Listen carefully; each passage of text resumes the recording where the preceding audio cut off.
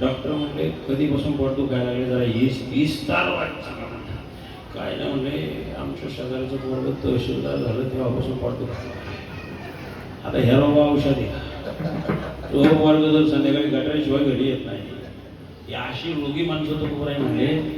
आमच्या समाजात तेव्हाही होती, आज नाही. पहिली लोक म्हणले पहिली बरी होती ना, आताची ती पहिली धरणं होती. शिशुपाल होतात ना तेव्हा, भगवंताला शिवाय शिशुपाल होता, तो पोरायना त्रास देणारे होती, ज्ञानोबरायना त्रास देणारे. पहिली बाळ बेलंगर होतीच होती ना. आता सुद्धा तेव्हा नावाचे दुर्योधन होते. आता भले नाव दुर्योधन नसलं, पण दुर्योधनाच्या वृत्तीच्या अवलंबी प्रत्येकाला आहे. माझं ते माझं आणि तुमचं ते माझं. हा दुर्योधन नाही तर कोणी दुर्योधनाचे नाही. अशी माणसं प्रत्येक गावात. तो पा एखादा मनुष्य आपल्या शेजारी पाजारचा जर ऍडमिट केला, आपण भेटायला जातो नाही, आपण जात नाही तुमच्याकडे भेटायला जाता. काय घेऊन जाता? फळं. पण कोणती फळं? ठरलेलं फळ आहे ते. त्या पेशंटला त्यांनी आधी सांगितलं काय तुम्हाला सफरचंद आणा मला भेटायला, दुसरी फळं भेटती नाही, सफरचंदच का. आता 24 तास सफरचंद कधीच नेऊ नका, तुम्ही खाऊ नका. फार काळ चांगलं जगायचं असेल तर. त्याच्यात व्यापार करणारी जमात आमच्या समाजातला 0% आहे. त्यात काय काय मिक्स करतात, काय काय भांगडी करतात, त्याच्यावर आता माझ्या वेळ राहिला नाही. सांगितलं असतं सफरचंद सोडून काही पण घ्या, ते निघू नका. कोणा कधी आमच्या परिसरात आलो तुम्ही त्याच्यावर बोले, त्याच्यावर मला अर्धा तास लागेल बोलायला, म्हणून ते मी जास्त बोललो नाही. मला एक सांगा, महाराज या मग काय सांगतात त्याच्या तोंडाला चव नाही. आजारी पडला म्हणजे त्याच्या तोंडाला चव नाही. त्याला मिष्टांना सुद्धा कसं सारखं लागतं, विश्वास नाही. पण काही दिवसांनी त्याचा डिस्चार्ज होतो की नाही. त्याला घरी सोडतात. इस्पितळातून घरी सोडणे, त्याला आपण मराठीत डिस्चार्ज असं म्हणतो, आहे की नाही. किती प्युअर भाषा आहे. त्याला घरी सोडल्यावर मग ते डॉक्टर जाताना सांगतात आता तुमच्या तोंडाला चव आलेली आहे, आता काय पण तुम्ही खाऊ शकता. घरी सोडल्यानंतर किती जण सफरचंद घेऊन गेले, किती बिलन जेव्हा खात नाही तेव्हा घेऊन गेले, आणि जेव्हा खात होतं तेव्हा कोणीच गेलं नाही. किती बिलन लोक आहेत मला सांगायला तरी. काही म्हणून घ्यायचं नाही. आणि घ्यायला जरी गेलं ना, त्या विक्रेत्याला सांगतात बारीक बारीक टाक, 2-4 बसली पाहिजे त्याच्यात. म्हणजे मी 4 फळं घेऊन आलो हे दिसतो, बारीक बारीक टाक, बारीक बारीक. आणि घेतोच कशाला मारायला, तसाही तो खाणारच नाही. पण जेव्हा खातोय तेव्हा तुम्ही नेणार नाही. माणसं एवढे विलंदर आहे, या बघ याचं कसं विचार.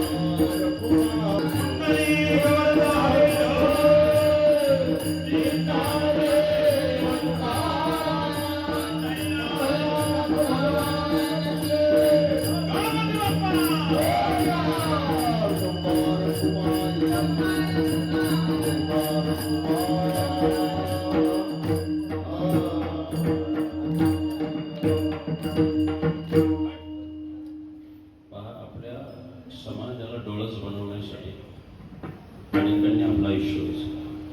आपल्या समाजाला झालेला रोग घालवण्यासाठी अनेकांनी आपलं आयुष्य वेचलं. तुम्ही आजही पहा, विठाला विठाला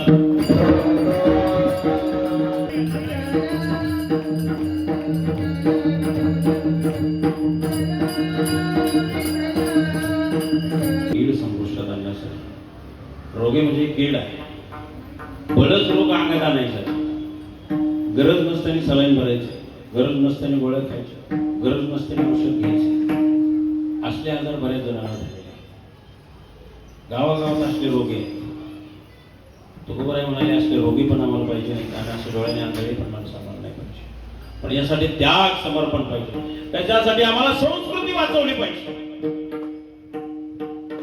एक सांगतो तुम्हाला, मी आरंभाला सांगितलं की मराठी भाषा याच्यावर मी खूप भाष्य केलं. का मराठी भाषा असावी? लॉर्ड मॅकॉले नावाचं एक तत्व आपल्या महाराष्ट्रात आला. त्याच्या एक गोष्ट लक्षात आली, महाराष्ट्राची त्यावेळेची रचना एवढी सुंदर होती. इथं जीवित्वाचंही शिक्षण दिलं जात होतं, जीविकेचंही शिक्षण दिलं जात होतं. लक्षात येते म्हणजे कामधंदा करण्याचंही शिक्षण, अधिक जीवित्वाचं रक्षण करण्याचंही शिक्षण. म्हणजे आमच्यावर जर घाला आला तर तो पडदावून लावण्याची ताकद घराघरामध्ये होती. आता तुमच्या घरात काही नाही गावाची. मला सांगा, आता इथं आपण मस्त छान मंदिर बांधलंय थोरासाहेबांच्या माध्यमातून. जर अचानक त्या मंदिरावर घाला आला, हल्ला आला, कोण परतावून लावणार आहे मला सांगा? कोणात येणार? पोलीस यायची वाट नका बघू. जेव्हा राष्ट्रीय लेवलचा हल्ला येतो तेव्हा पोलीस तुमच्यापर्यंत नाही येणार. मुंबई जरी संवेदनशील आहे, पोलिसांनी जायचं कोण नाही. ती बी माणसं येत नाही. आदेशामागून आदेश त्यांच्या मागे येत असणार आहे, पण त्यांनी एका वेळेला एकच आदेश ते फॉलो करतील. मंदिराचं लक्ष, आम्ही सोन्याचे कळस बसवले. पण ते सोन्याचा कळस सुरक्षित राहण्यासाठी आमच्या उपाययोजना काय आहेत? आमचा इतिहास पहा, अयोध्येपासून पहा, सोमनाथाच्या मंदिरापर्यंत पहा. सगळे हल्ले कशाला? मंदिरावरचा. मंदिरावर हल्ला म्हणजे तुमच्या संस्कृतीवर हल्ला. बरोबर आहे की नाही? एवढ्यापासून गजनीच्या मोहम्मदाने सोमनाथाचं मंदिर 16 वेळा लुटलं. त्याच्यातून काय बोध घेतला नाही. बाबराने अयोध्येचं मंदिर उद्ध्वस्त केलं. नशीब याच महाराष्ट्रातली लोक तिथं गेली आणि हर हर महादेव छत्रपतींची गर्जना झाली, तेव्हा कुठं तिथे उद्ध्वस्त झाली. तिथे आता राम मंदिर झालं. महाराष्ट्राची दखल देशाला घ्यावी लागली. ताकद महाराष्ट्रामध्ये. माझ्या एका कथेला काशीवरून बरेचसे महात्मा मंडळी आले, ते श्री श्री 1008. तर त्यांनी तो सगळा प्रसंग मला सांगितला. म्हणजे आमच्या डोळ्यात एकच घडला. हे मी का सांगतो लक्षात आलं का? स्वर्गीय बाळासाहेब ठाकरेंनी सुद्धा जाहीर केलं होतं, जर माझ्या शिवसैनिकांनी जर ती बाबरी पाडली असेल तर मला त्याचा मनापासून अभिमान आहे. हे सांगणारा जगाच्या पाठीवर एकच माणूस होता. अभिमान होता त्या माणसाला आपल्या संस्कृतीचा, आपल्या देवदेवतांचा. बाकी नाही, कोणात हिंमत नव्हती म्हणायची हे आम्हीच करायला म्हणून, केस होईल म्हणून. नको, घाबरले. न घाबरणारं व्यक्तिमत्व, कधी शब्द न फिरवणारं व्यक्तिमत्व स्वर्गीय बाळासाहेब ठाकरे. मला राजकारणाचं काही देणं घेणं नाही, पण एक व्यक्ती, हिंदुनिष्ठ व्यक्ती म्हणून मला आजही त्यांचा आदर आहे, गौरव आहे. छत्रपतींनंतर हिंदुत्वाची जी काय भाषाशैली आहे ते महाराजांच्या नंतर जर कोणाच्या मुखातून ऐकायला भेटली तर ती बाळासाहेब ठाकरे यांच्या मुखातून ऐकायला भेटली. मला हे का सांगायचं लक्षात आलं का? ते साधू जेव्हा माझ्या शिवचरित्र कथेला होते तेव्हा त्यांच्या डोळ्यात पाणी आलं. त्यामुळे अध्यात्म सब हम उबाल के पी चुके हैं, लेकिन आज हम 8 दिन यहाँ आए हैं, केवळ राजाजी का चरित्र सुनने को मिलेगा इसलिए आए हैं. कथा व्हायची मराठीत आणि रात्रीचं 3 वाजेपर्यंत मी त्यांना पुन्हा हिंदीत सांगायचं. त्यांना समजत नव्हतं मराठी फारसं. तर हिंदीत रात्रीचं असं समोरासमोर बसून सांगताना ते साधू रडले तो माझ्यासमोर. एक साधू म्हणाला, हमारे बदन पे जो भगवा है ना, अगर ये राजा नहीं होता तो ये बदन का भगवा कब का हरा हो जाता. हमारे बदन पे ये जो केसरिया रंग लहराता है ना, इसके जिम्मेदार एक ही होता है और उसका नाम है छत्रपती शिवाजी महाराज. उत्तरेतल्या साधूंना कळालं, तिथल्या माधूंना अजून कळालं. माधूचा फरक कळलं ना, साधू माधू तसा आहे. का कळलं त्यांना? उत्तरेत घडलं ही संस्कृती टिकवण्यासाठी उत्तरेत घडलेला एक प्रसंग महाराजांच्या जीवनातला सांगतो. शिवा थांबवतो. विढाला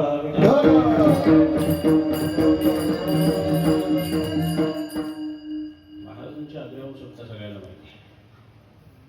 पण त्या सुटकेचं एका वाक्यात लोकांनी एवढा विपर्यास करून ठेवला. लोक काय म्हणतात, महाराजांनी बादशाहच्या हातावर काय दिल्या? तुरी. तुम्ही अजून तुरीच म्हणता. महाराज घेऊन गेले होते इकडून तिकडे, तुरी घेऊन गेले होते. अख्खा महाराजांचा जाण्याचा येण्याचा प्रवास मी या व्यक्तिमत्वाने अभ्यासलेला आहे. त्या तुरी नावाची गोष्टच मला सापडली नाही महाराजांपर्यंत. पण एक गोष्ट ठामपणे मी सांगू शकतो, महाराजांनी हातावर तुरी नाही दिल्या, प्रत्येकाच्या हातावर मिठाई दिली, एवढं मात्र सत्य आहे. गोड मिठाई दिली की नाही? रोज पेटाच्या पेटा येत होते महाराजांच्या. निश्चित साधू संतांना नाही, मुल्ला मौलवींना पण दिले. खाओ खुश हो जाओ. ते मुल्ला मौलवींची इच्छा नव्हती. ते म्हणते ऐसा राजा होना चाहिए, आज तक किसी सुल्तान ने कभी बादशाह ने हमको मिठाई नहीं खिलाई, लेकिन ये शिवाजी राजा हमको हर दिन क्या खिलाता है? मिठाई खिलाता है. ऐसा राजा होना चाहिए. आता दुवा देणारे कोण आहे? लक्षात घ्या, ही माणसं बदलली. महाराजांनी विचार केला, ही माणसं बदलायची कशी. महाराजांनी माणसं तिकडची, म्हणजे औरंगजेबाचे नातेवाईक सुद्धा म्हणजे शिवाजी राजावर जरा जास्तीच होती म्हणजे त्यांच्यावर त्रास, बंदोबस्त, नजरकैद वगैरे फार मोठा विस्तार. म्हणजे हे आग्रा प्रकरण सांगायला मला 5-6 दिवस लागतात. त्याच्यावर पुढे जाऊन सांगतो तुम्हाला. महाराजांनी अफजल खान मारला का फाडला? बोला ना, मारला का फाडला? फाडला.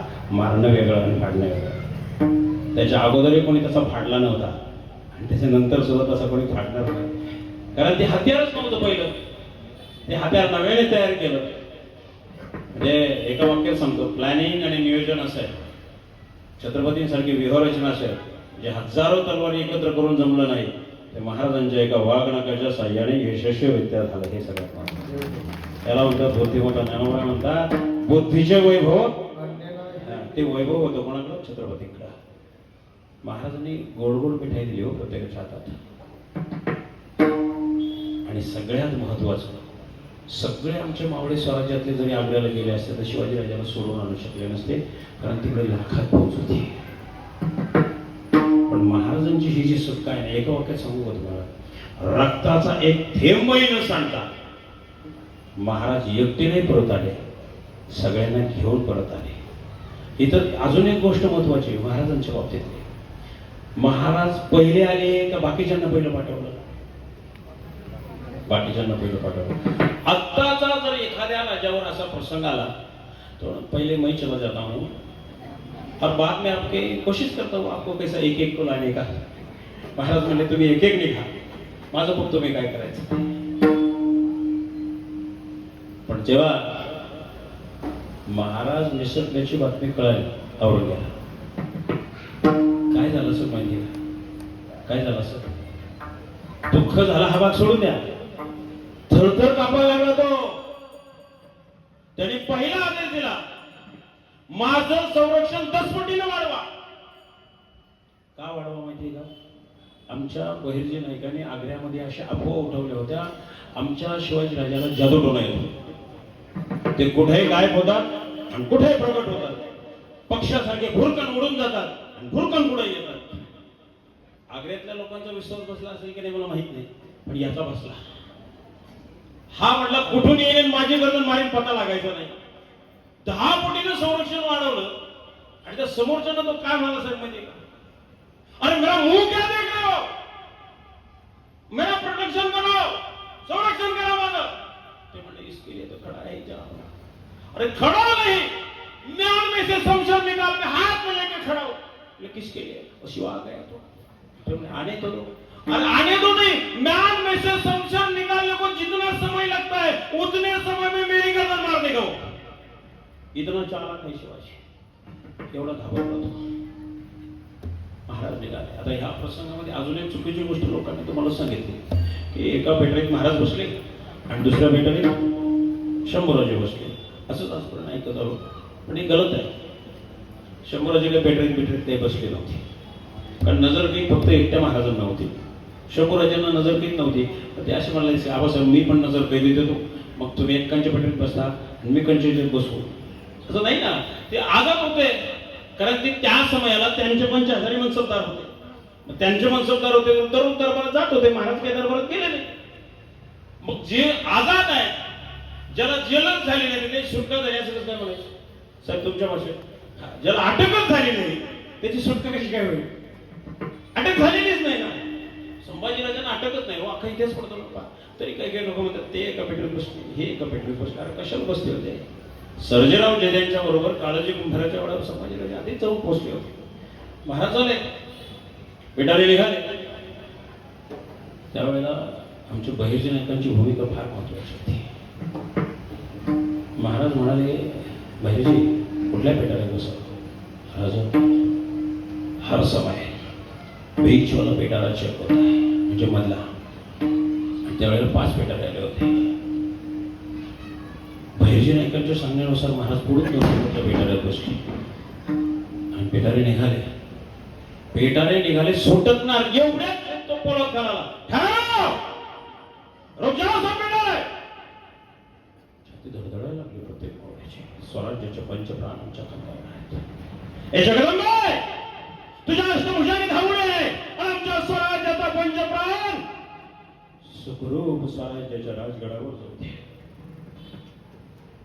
एवढा थोडाच खाणाला आणि आमच्या बहिर्जी नाईक म्हणाले, हुजूर एक बोलू म्हणजे ज्याच्या शिवाजी महाराज बसले होते का तिकडं बोट दाखवलं बहिर्जी नाईकांनी. एक बोलू घे नाही, बीचवाला बोला, बीचवाला. बरं मधला बेटारा बोलला, देखो देखो हुजूर कुछ नाही मिठाई. परत बहिर्जी नाईक तिथे, हुजूर एक बोलू असं म्हणायचं नाही बोला ना. तेवढ्यात त्यांचा एक शिपाई समशेर उपसली, पाठीमागच्या पेटारीत खूपच ना. एवढ्यात बहिर्जी नायकाने हात पकडला, रोक जाओ. क्या हुजूर, कोई शमशेर जहरीली होती है, ये मुल्ला मौलवी को मिठाई चाहिए होते, खा के कोई मर जाएगा तो बाप लग जाएगा. चाहे तो सब खोल के देखो, कुछ नहीं, जानो. इथं बहिर्जी नायकाची कमाल आहे. त्याने सपासप 5 पेटाऱ्यात जर शमशेर खुपसली असती तर सगळं बिंग उघडं पडलं असतं. लक्षात कोणत्या वेळेला कोणती खबरदारी घ्यावी. महाराजांची माणसं फार एक वाक्य समजतो साहेब तुम्हाला, जगात सगळी माणसं भेटतील पण शिवाजी राजांनी तयार केलेली माणसं जगात कुठंच भेटणार नाही. योग्य वेळी मला सांगा, जेव्हा महाराजांनी 1 मिनिट जर उशीर केला असता, 1च मिनिट, काय झालं असतं? आज कीर्तनच झालं नसतं. झालं असतं 1 मिनिट सुद्धा किती माणसं तत्पर होती. महाराजांनी एकच सांगितलं जेव्हा महाराजांना, जेव्हाजी आमच्या सोबत सावली सारखं राहायचं. सावली माणसाला सोडून राहत नाही, लक्षात ठेवा. त्यांनी तेवढा शब्द लक्षात ठेवला, सावली. सावली तर माणसं जेवढं अंतर आहे तेवढंच अंतर त्यांनी ठेवलं. मालिकेत तालिकेत पिक्चरमध्ये अंतर जास्त कमी दिसलं असेल पण नॅचरल तसं नाही आहे, लक्षात ठेवा. महाराज गरीब होता. काळोजी कुंभाराच्या वाड्यावर जाऊन पोहोचले. एव्हाना शंभूराजे तिथं पोहोचले होते. शंभूराजांचं वय आहे फक्त 9 वर्षाचं. लक्षात महाराज आता विचार करताय, वाऱ्याच्या वेगाने दौड करायची आहे. 9 वर्षाचा छोटस लेकरू आपल्या बरोबर उद्याचा स्वराज्याचा वारीसा आहे. कसं होणार? उद्या औरंगजेब दवंडी देईल, इस पिता मित्र को बाप बेटे को जहां मिलेगे जिंदा या मुर्दा कैद करो. आम्ही दोघं जर एकत्र सापडलो तर स्वराज्य एका क्षणात धुळेला जाईल. कारण वारीसच राहिला नाही स्वराज्याचा. तिथे स्वराज्याचे पंतप्रधान मोरोपंत पिंगळांचे शाळेत त्यांचं नाव सुद्धा योगाने प्रश्नाचे पंत होते. अगोदर वर्दी गेलेली होती हेर खात्याच्या मार्फत. राजकीय वाईट तुमचे नातेवाईक मित्रमंडळी कोणी तुमच्या वाड्यात असू नये. राजांना गुप्त काही खलबत करायच्या. महाराज येऊन पोहोचले. कृष्णाजी पंतांना एवढा निरोप केला. राजा आले. समोर आले मुजरा खाता शिवाजीराजांना आणि समोर नजर पाहिली टाकली. शिवाजीराजांनी पाहताय शिवलिंगाची पूजा नुकतीच संपलेली होती. विचारलं, पंत महादेवाची पूजा उरकली का? जी राजा. जा शिवलिंगावरचा पिंडीवरचा बेल घेऊन या. घरातली रोटी घेऊन या. भाकरीचा तुकडा घेऊन या. आम्ही तुमच्याकडं स्वराज्याची दौलत घेऊन जातोय. काय आहे ती स्वराज्याची दौलत विचारण्याचं धारिष्ट झालं नाही. बेल रोटीची आण घेऊन सांगा. प्राणाच्याही पलीकडे स्वराज्याच्या दौलतीचं रक्षण करू. बोलून नाही चालणार, वचन द्यावं लागेल. बेल रोटी हातात घेतली सांगितलं, राजा जी स्वराज्याची दौलत आपल्याकडे देणार आहोत ती दौलत प्राणाच्याही पलीकडे आम्ही जतन करू. मग राजे म्हणाले, दौलत काय आहे ते नाही विचारलं, राजा पण सांगावे. स्वराज्याची दौलत म्हणजे युवराज शंभराजाने तुमच्याकडे सोपवून जातो. सावली सारखं जपायचे, क्षणभर सुद्धा नजरेआड होऊ द्यायचं नाही. त्यांच्याकडून वचन घेतलं. पाठीमागे शंभराजे उभे आहेत. संभाजीराजांना पक्क कळालं की आता आपले वडील, आपले आबासाहेब आपल्याला पुढे सोडून जात आहेत. आता कृष्णाजी बनताना राजाने समजवलेलं होतं, पण आता समजवायचं होतं कोणाला? शंभराजांना. मागं वळून पाहिलं, राजे काही बोलणार एवढ्या शंभराजांना गैरवर अनावर झाला. आबासाहेब, आम्हा शत्रूच्या मुलखात सोडून जाऊ नका आबासाहेब. आमची आई आम्हाला जन्माला घालून निघून गेली हो. आमची जन्मदाती आई आम्हाला नीटची आठवण सुद्धा नाही हो आबासाहेब. तेव्हापासून आम्ही लहानाचे मोठे झालो ना आबासाहेब, ते फक्त आणि फक्त तुम्हाला पाहून मोठे झालो. आबासाहेब, तुमच्या शिवाय शत्रूच्या मुलगाला आमच्या सोबत कोण आहे? नका सोडून जाऊ आम्हाला शत्रूच्या मुलगा. लेकराची ती केवढी अवस्था त्या बापाने पाहिली हो. काळीच पिळवटून गेलं शिवाजीराजाचं. कडकडून लेकराला आलिंगन दिलं. शंभूबा, तुम्हाला या ठिकाणी सोडून जाण्यामध्ये या बापाला काय यातना होतात ते तुम्हाला नाही कळणार. एक दिवस तुम्हाला बाप व्हावं लागेल, तेव्हा बाप कळेल तुम्हाला.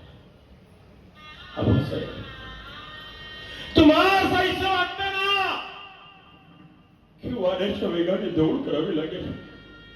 आवाज भावी देखील तुमच्या सोबत वाऱ्याच्या वेगाने दौड करू. थकलो तरी सांगणार नाही, भूक लागली तरी खायला देखील मागणार नाही हो बाबासाहेब.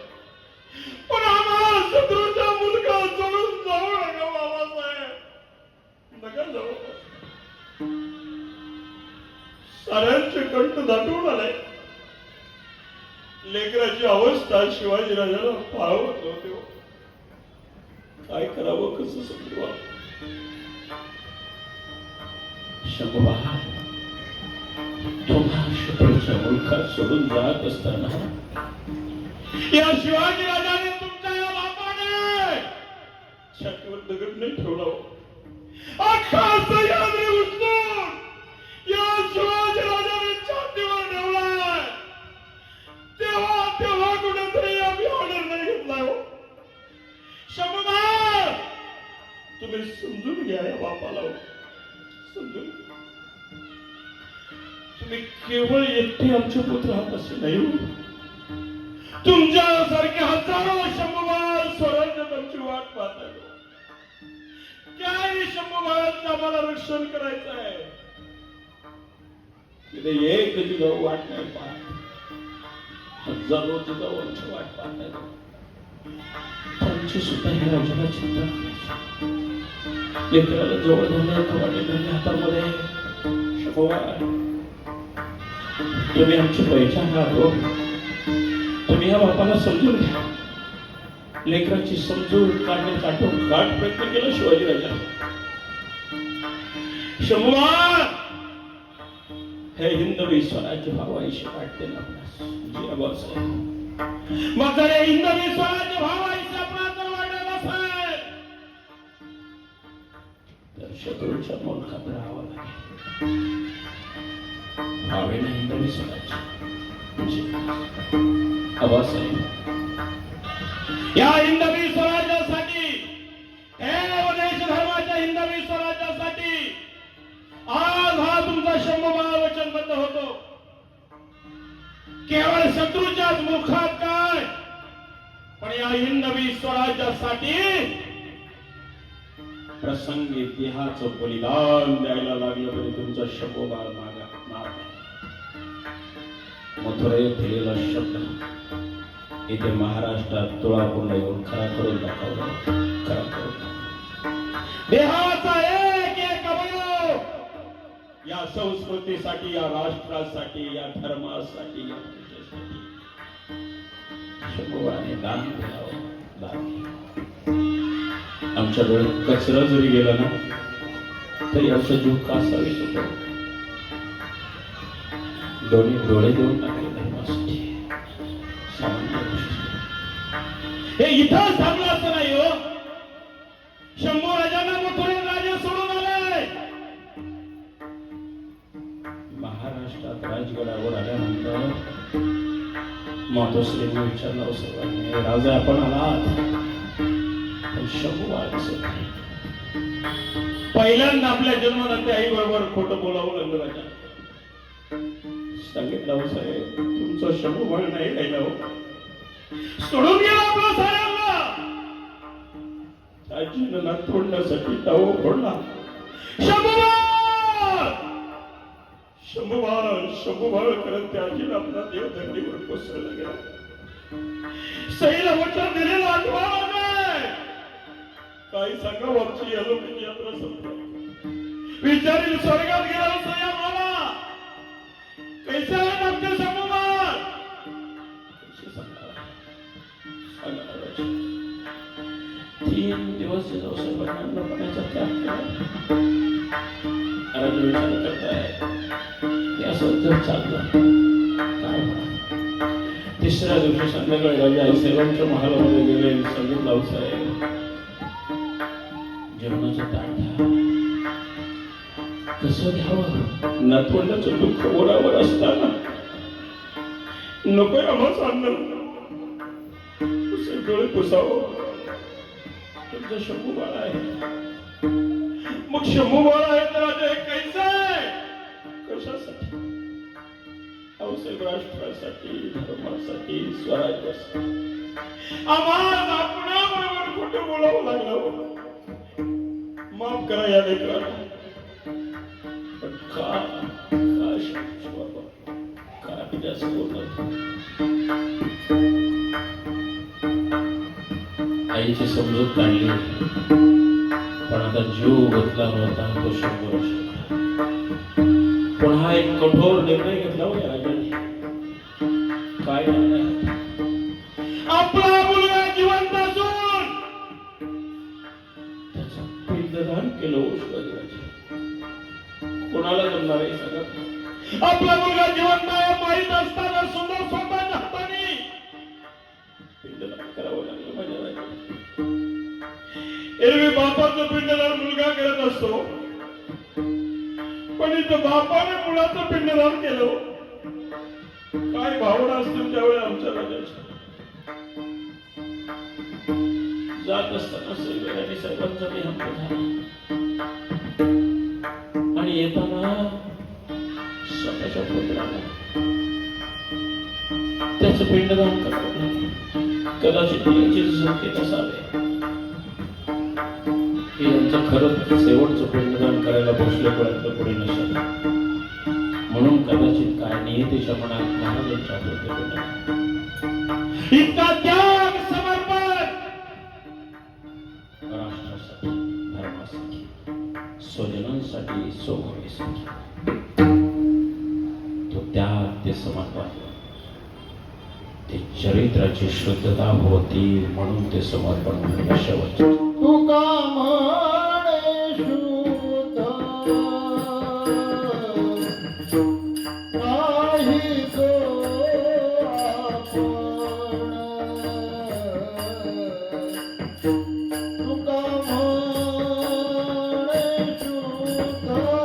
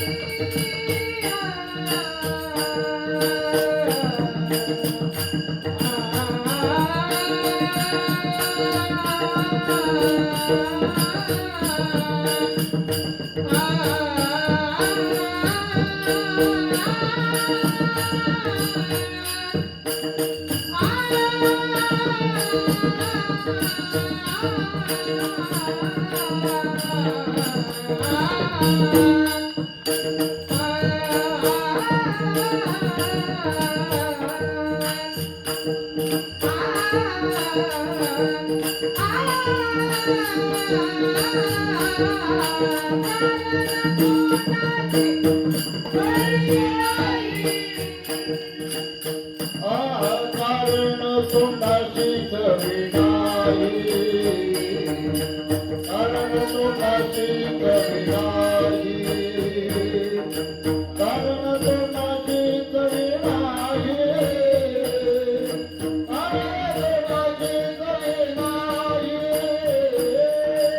तोंडाशीच विनाई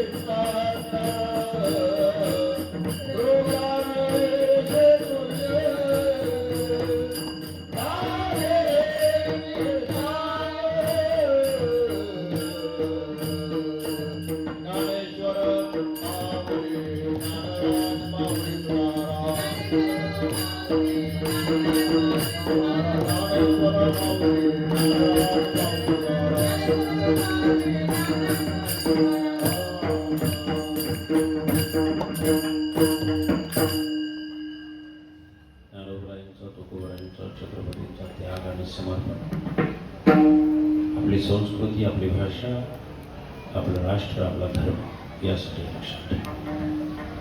तुकोबरायांनी स्पष्ट शब्दात सांगितलं, धर्माचे पालन करणे हेच यावं करणे, दुसरं काहीच करू नका, हेच करा महाराज. धर्माचं पालन होत आहे, पाखंडींचं खंडन होताना कुठं दिसत नाही. पाखंडी आजही आहे, म्हणून धर्माचं पालन करण्याची गरज निर्माण होते. पाखंडींची नांगी आम्ही ठेचली पाहिजे. म्हणून एक लक्षात ठेवा, आम्हाला छत्रपतींचा, तुकोबरायांचा, ज्ञानोबरायांचा, शंभूराजांचा त्याग कशासाठी याचीच अजून जाणीव नाही. लॉर्ड मेकॉले सारखा तत्ववेत्ता जेव्हा आमच्याकडे आला तेव्हा आमची संस्कृती आणि बंद पाडली, आमची भाषा बंद पाडली. तेव्हापासून इंग्रजी आमच्या मानगुडीवर बसली, ती अजून पण तशीच आहे.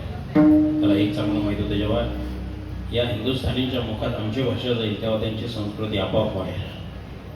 भाषा मेली म्हणजे संस्कृती मरते. संस्कृती मेल्यानंतर सगळ्याचं मातेर होतं.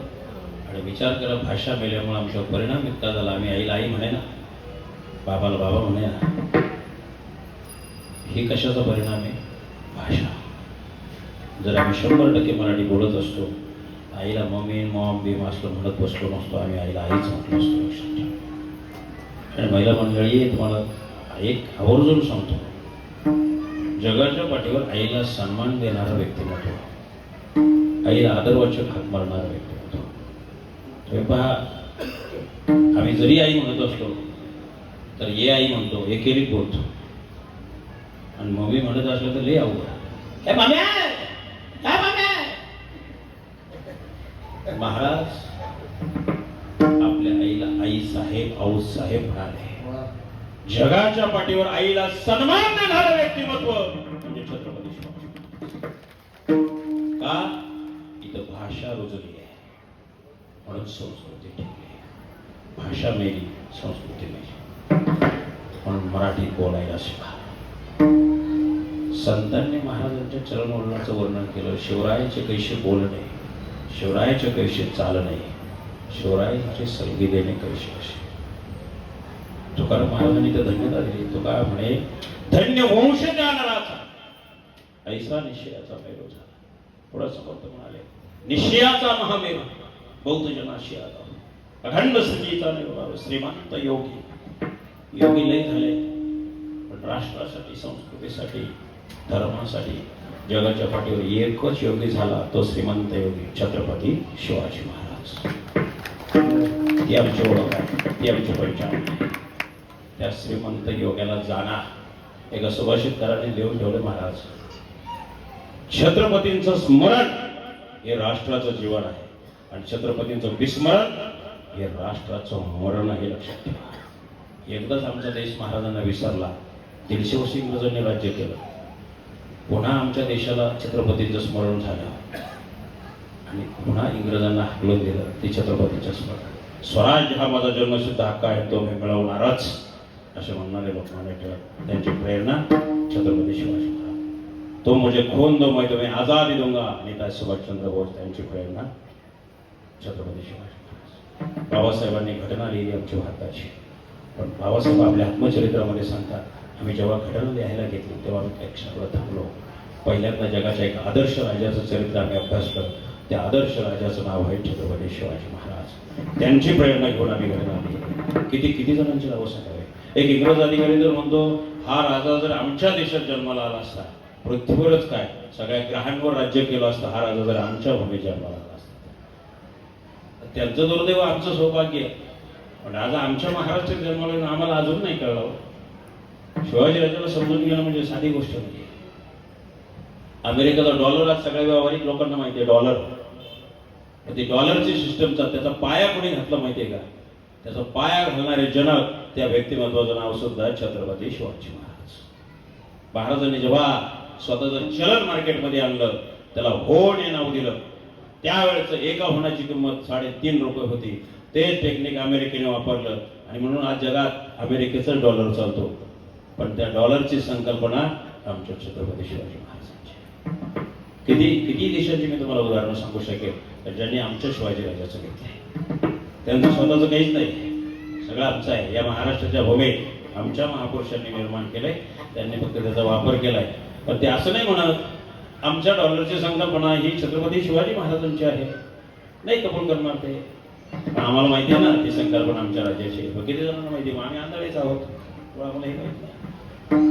पण आम्हाला डोळस व्हायचं असेल तर आम्ही आमची संस्कृती, आमचा धर्म, आमचं राष्ट्र हे जतन केलं पाहिजे. धर्म राहिला तर आमच्या अस्तित्वाला किंमत आहे, धर्म नसेल तर आमच्या अस्तित्वाची किंमत क्षणात धुळेला मिळते, झिरो होते. एवढा आजच्या कीर्तनातून एक संदेश घेऊन जावा. तुम्ही सगळे आला, तुम्हाला मनापासून धन्यवाद. या ठिकाणी सर्व टाळकरी मंडळी असेल, दोन्ही मृदंगमणी आपण सगळ्यांनी सुंदर अशी साथ केली, तुम्हाला मनापासून धन्यवाद देतो. या ठिकाणी आदरणीय थोरात साहेबांच्या माध्यमातून ते आज जरी आपल्या हयात नसते, पण खऱ्या अर्थाने त्यांनी हे परमार्थाचं वैभव आपल्या हातामध्ये देऊन गेले आणि ते आपण साऱ्यांनी टिकवलं. त्यांना सुद्धा ते आज आपल्या हयात नसले तरी त्यांना आदराने मी श्रद्धांजली या ठिकाणी व्यक्त करतो. आणि अशीच परंपरा आपण पुढे टिकून ठेवावी अशी भगवंताकडे त्या ठिकाणी प्रार्थना करतो. आणि पुन्हा एकदा सगळ्यांना दंडवत घालून ही सेवा गणपती बाप्पाच्या आणि छत्रपतींच्या चरणावर समर्पित करून सेवेला याच ठिकाणी परमेश्वर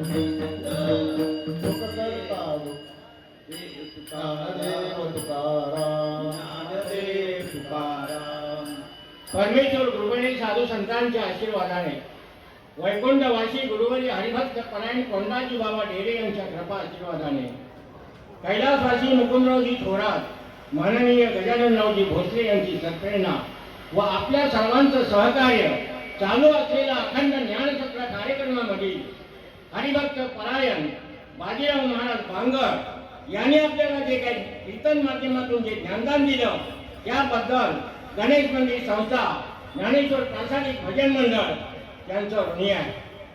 आता प्रथम महाराजांचा सत्कार गुरुवरी हरिभक्त परायण बबन महाराज खोकरकर करतील.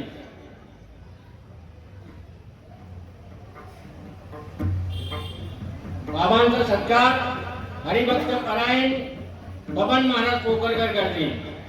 ज्याप्रमाणे आमचे गायक आज त्यांच्या सोबतच आलेले आहेत, छान असे या ठिकाणी त्यांनी गायन